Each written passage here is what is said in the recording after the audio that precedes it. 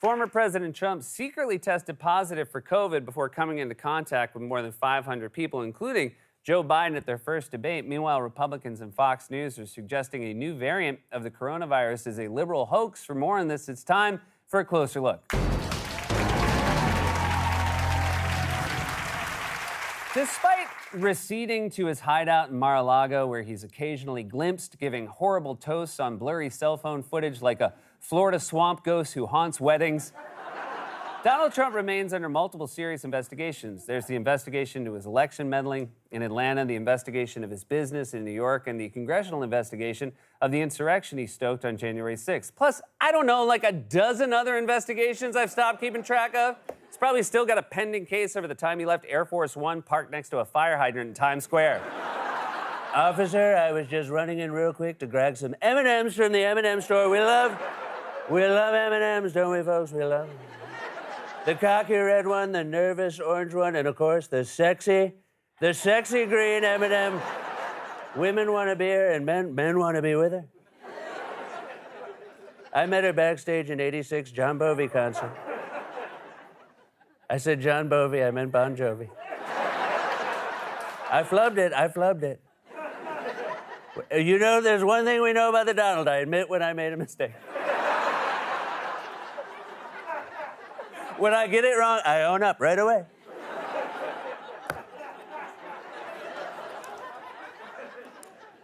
I met her at a Bon Jovi concert. And yet, even with those various investigations intensifying, Trump is still freely confessing to crimes from past investigations. Over the weekend, he essentially confessed to obstructing the Russia investigation by bragging about the fact that he fired then FBI Director James Comey to protect himself. Don't forget, I fired Comey. Had I not fired Comey, you might not be talking to me right now about a beautiful book of 4 years at the White House. And we'll see about the future. The future is going to be very interesting. But I fired Comey, that whole group, and now that group is coming back again? I mean, it's not believable. He was definitely expecting his interviewer to jump in there with a good point, sir. Trump always forgets that even his most fervent supporters sometimes can't follow what he's talking about. I also like that Trump literally starts a confession by saying, "Don't forget." He's like a defendant jumping up in court saying, whoa, before you return that murder weapon to evidence, maybe dust it for prunes. Trump supporters always want to know why people can't stop talking about his crimes when he can't stop talking about his crimes. In fact, Trump was so intent on reminding everyone he obstructed justice during the Russia investigation that he again came back to it later during the interview out of nowhere. I was going to say before, if I didn't fire Comey, they were looking to take down the President of the United States. If I didn't fire him, and some people said he made a mistake when he fired Comey. And now those same people said it was the most incredible instinctual moves that they've ever seen. Because I might be here with you, perhaps we'll be talking about something else. But I don't think I could have survived if I didn't fire him, because it was like a hornet's nest. When I fired him, they all went crazy. What are you talking about? Even I don't ramble that much to my therapist. I'm just kidding. I don't have a therapist. I have you guys. A therapist would never. I mean, it's cheaper. A therapist would never put up with this many tangents. I think, Seth, it would just be more helpful if we dug into your childhood. Yeah, sure. But what if Al Pacino had been in Dune? Like,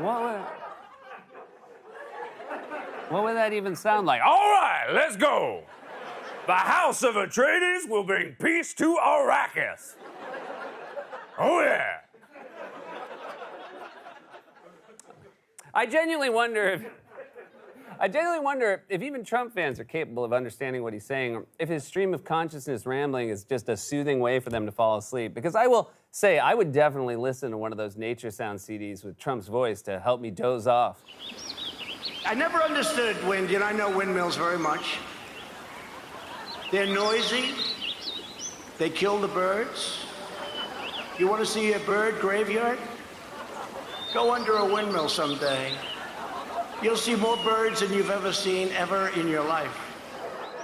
Now, the congressional investigation into Trump and the January 6th insurrection has been impeded in part by the fact that some of his cronies have refused to cooperate, like his former chief of staff, Mark Meadows, who cited executive privilege and said he would remain loyal to Trump and defy a congressional subpoena, asking him to spill any Trump secrets he might have. Former Trump chief of staff Mark Meadows, who also happens to be a former member of Congress, he was a no-show today, despite the 1-6 committee's demand that he appear for a deposition 10 a.m. sharp. Meadows has also invoked Trump's claim of executive privilege. There you go. Mark Meadows is claiming executive privilege. His interactions with the president are private and confidential, and as a loyal friend and ally, he would never betray that sacred... I'm sorry, what's that? He wrote a book?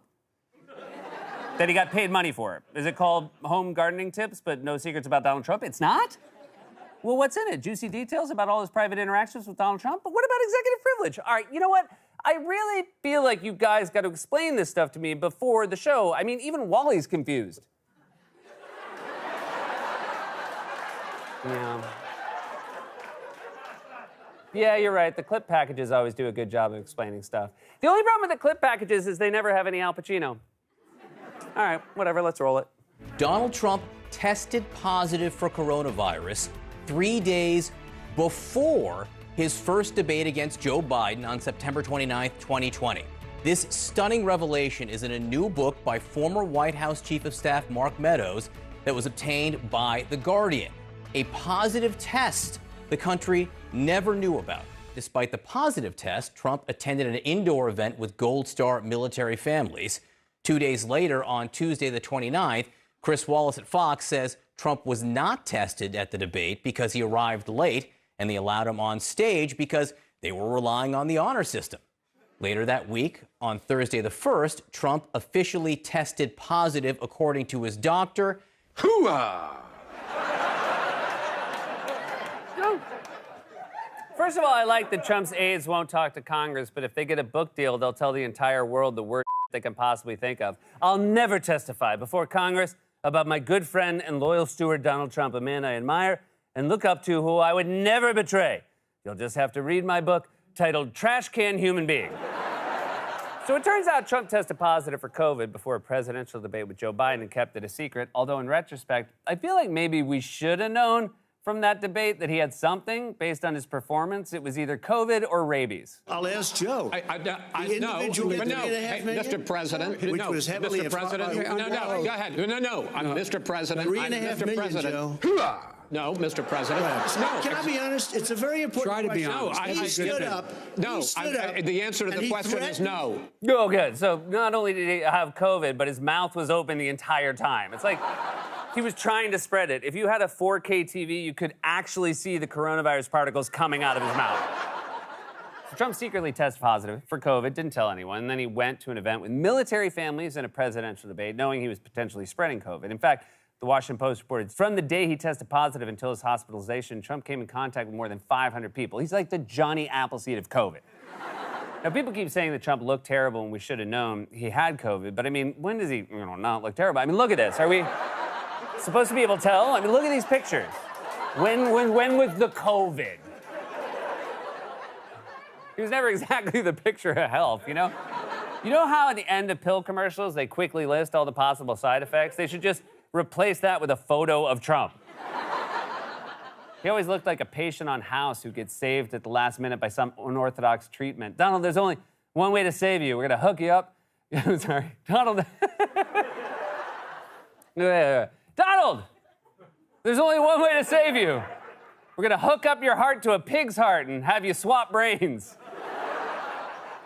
Suffice it to say, it's a relief to know he's no longer in charge as we face the prospect once again of rising cases, a winter surge, and now a new, possibly even more transmissible variant. Now, thankfully, scientists, being the cautious and measured people that they are, have given it a totally benign and not at all terrifying name. The Omicron variant.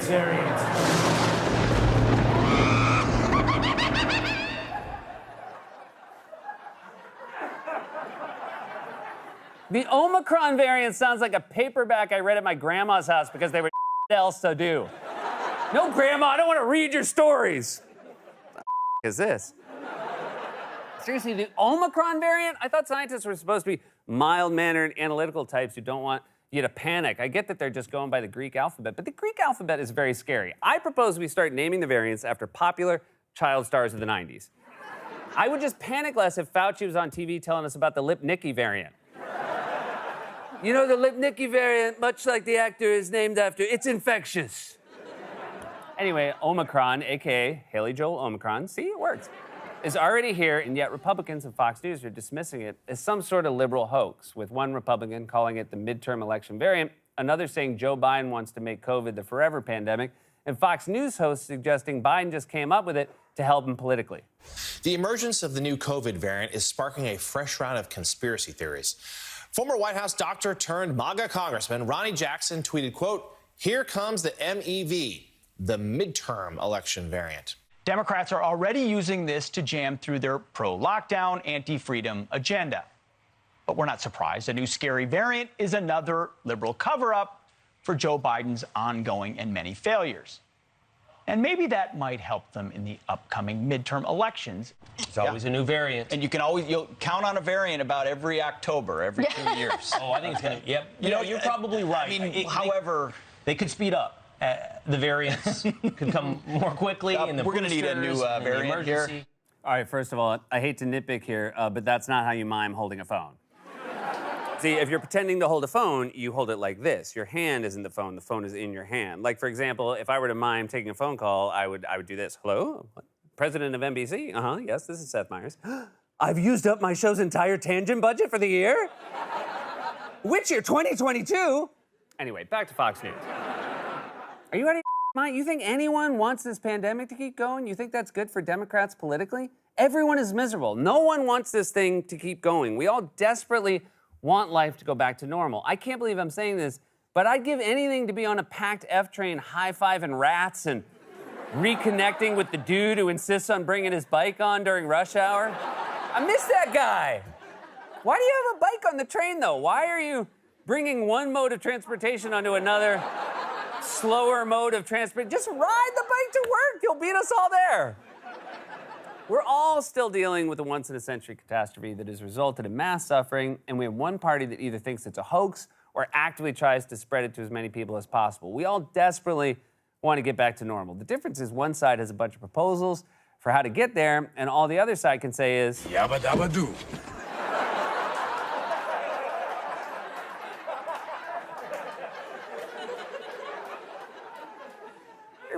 In what context did he say that? This has been a closer look. God's Love We Deliver cooks and brings over 2 million meals a year to men, women, and children living with HIV, AIDS, cancer, and other serious illnesses, and they need your help. Now more than ever, if you're watching this online, you can hit the donate button. Stay safe, get vaccinated. We love you.